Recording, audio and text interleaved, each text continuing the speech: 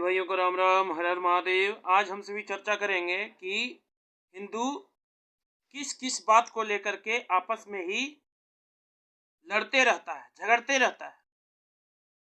तो सबसे पहला है, वह है जात के नाम पर। हम ई जात के हैं तो तू ऊ जात के है, हम ऊंचा हैं तो हम नीचा हैं। और इस चक्कर में हिंदू लड़ते रहता है, झगड़ते रहता है, आपस में मारा मारी काटा काटी तक करता है, आपस में अपनों का खून बहाता है। लेकिन हम सभी आपस में भाई ही हैं, क्योंकि हम सभी ये सृष्टि परमपिता ब्रह्मा जी की बनाई हुई है। और उन्हीं से जो संतान उत्पन्न हुए, सप्तर्षि और मनु शत्रुपा, यही सबसे सृष्टि चला। तो उन्हीं सभी के हम पुत्र हैं, हम सभी संतानें हैं। इसलिए हम सभी आपस में भाई हैं, चाहे हम किसी भी जाति के हों। ये जाति हम सभी का केवल मानव जाति है। बाद में हम सभी दूसरे दूसरे जाति लोग एक दूसरा को कहने लगे, जबकि जाति नहीं, वो वंश है। जैसे ब्राह्मणों का वंश सप्तर्षियों से शुरू हुआ, बड़े बड़े ऋषि मुनियों से शुरू हुआ। क्षत्रियों का वंश चंद्रवंशी, सूर्यवंशी, सूर्य भगवान, चंद्र देवता, ये सबसे शुरू हुआ। और जितने भी लोहा के काम करने वाले, लकड़ी के काम करने वाले, तांबा के काम करने वाले, ये सब है, इनका वंश भगवान विश्वकर्मा से चला। लाला संप्रदाय के, लाला जाति के जितने भी लोग हैं, इनका वंश भगवान चित्रगुप्त से चला। और यदुवंशियों का वंश राजा यदु से चला, जो एक क्षत्रिय थे। तो हम सभी आपस में भाई हैं। और जो अभी जाति कहा जाता वो वास्तव में वंश था, जिसको बाद में लोग जाति जाति करने लगा। लेकिन हम सभी के पूर्वज एक ही हैं, इसलिए हम सभी आपस में भाई हैं। इसलिए हम सभी को आपस में लड़ना नहीं चाहिए। दूसरा, वर्ण को लेकर के लोग लड़ते रहता है। हम ब्राह्मण हैं तो कोई क्षत्रिय है, कोई वैश्य है, कोई शूद्र है। अरे चारों का समाज में रहना अत्यंत आवश्यक है, तभी समाज चल सकता है।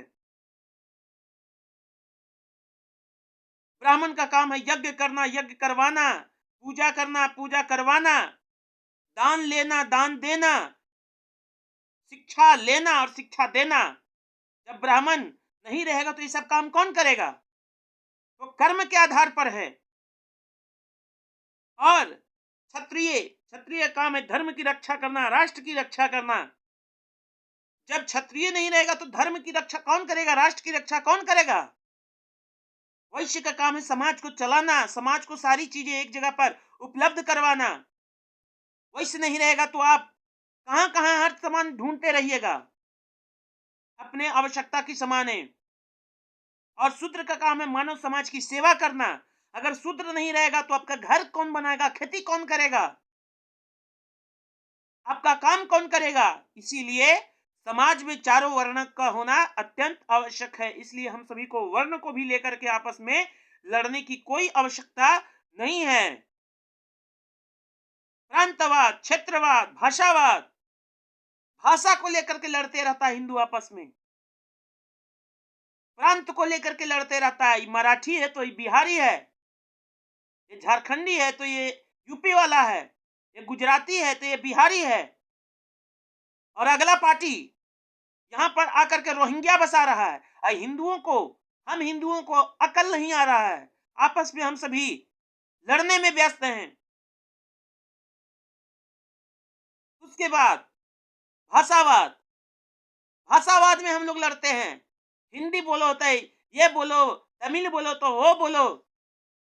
हम लोग का क्षेत्रीय भाषा कुछ भी हो सकता है, लेकिन हम सभी का धार्मिक भाषा संस्कृत है। मूल हम लोग का संस्कृत है, हम सभी को संस्कृत किसी को कुछ आया ना आया, लेकिन संस्कृत बोलना, पढ़ना, समझना सभी को आना अत्यंत आवश्यक है। इसलिए हम सभी को भाषावाद, क्षेत्रवाद, ये सब में हमें लड़ने की आवश्यकता नहीं है, नहीं तो ये देश गुलाम होने में ज्यादा समय नहीं लगेगा। तो सभी भाइयों से आग्रह है कि मिलजुल करके रहें।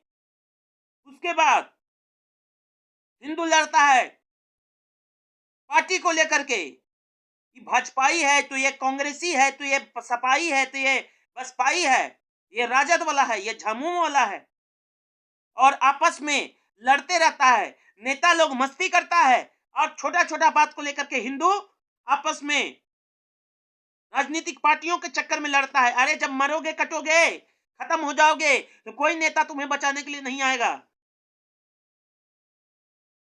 अफगानिस्तान का राष्ट्रपति रातों रात उसको भागना पड़ा, क्या वो आपत्ति काल में अपनी जनता का साथ दिया? इसलिए नेता के चक्कर में, राजनीतिक पार्टियों के चक्कर में अपने में लड़ने की कोई आवश्यकता नहीं है। ये नेता किसी के नहीं होते हैं। इन नेताओं को अपने उंगली पर नचाना सीखो, इनके उंगलियों पर नाचना मत सीखो। और आपस में मिलजुल करके रहो। आपस में तो हिंदू आपस में लड़ने में इतना व्यस्त है कि जात के नाम पर लड़ जाएगा, वर्ण के नाम पर लड़ जाएगा, भाषा के नाम पर लड़ जाएगा, क्षेत्र के नाम पर लड़ जाएगा, प्रांतवाद के नाम पर लड़ जाएगा। आपस में भाजपाई, कांग्रेसी, सपाई आपस में लड़ जाएगा। लेकिन धर्म के लिए रक्षा की बात आए तो सब पीछे हट जाता है। और यही कारण है कि सनातनियों का विध्वंस हो रहा है। तो ये सारी चीजों पर हमें ध्यान देने की आवश्यकता है। आपस में मिलजुल करके रहने की आवश्यकता है। जो आपस में मिलजुल करके रहता है, सभी लोग उसका इज्जत करते हैं, सम्मान करते हैं। और जो कितना भी बलवान हो, आपस में बिखरा रहता है, तो कमजोर से कमजोर आदमी उसको काट कूट के बराबर करके चला जाता है। ये सारी चीजों पर हमें ध्यान देने की आवश्यकता है। क्या मुगल आए थे तो क्या 1 करोड़ फौज लेकर के आए थे? मुट्ठी भर फौज लेकर के आए थे, भारत पर राज करके गए। क्यों? क्योंकि हम सभी आपस में बटे हुए थे। अंग्रेज आए थे तो क्या भर भर के जहाज भर भर के आए थे? वे भी मुट्ठी भर आए थे। और हम सभी का आपस में बटे रहने की वजह से वे हमें गुलाम बनाए हुए रहे। तो अपने विनाश के जिम्मेदार, अपने पतन के जिम्मेदार हम सभी स्वयं हैं। यदि हम सभी अपने कमजोरी को ताकत में बदलते हैं तो कोई ऐसा व्यक्ति नहीं होगा जो हमारे समाज के ऊपर और हमारे ऊपर आक्रमण करके चला जाएगा। तो सभी भाइयों से आग्रह है कि हम सभी एक हैं, एक ही शक्ति के वंशज हैं। इसीलिए हम सभी आपस में भाई हैं। हिंदू झूठ मूठ का नारा देते रहता है कि पूरे पृथ्वी के लोग हमारे भाई। अरे हम लोग पहले आपस में, सनातनी तो आपस में मिलजुल करके रहो भाई। जब तक हम सभी आपस में मिलजुल करके नहीं रहेंगे, कोई ना तो आपको सम्मान देगा, ना आपको आदर देगा, और जो आपके पास है वो भी छीन करके चला जाएगा। तो ये सब हम सभी को आज भी सुधरने की आवश्यकता है, आज भी समझने की आवश्यकता है, और आपस में मिलजुल करके अपने धर्म के सशक्तिकरण के लिए काम करना है, अपने समाज को एकजुट करने के लिए कार्य करना है, तभी हमारा भला हो सकेगा। सभी भाइयों को हर हर महादेव।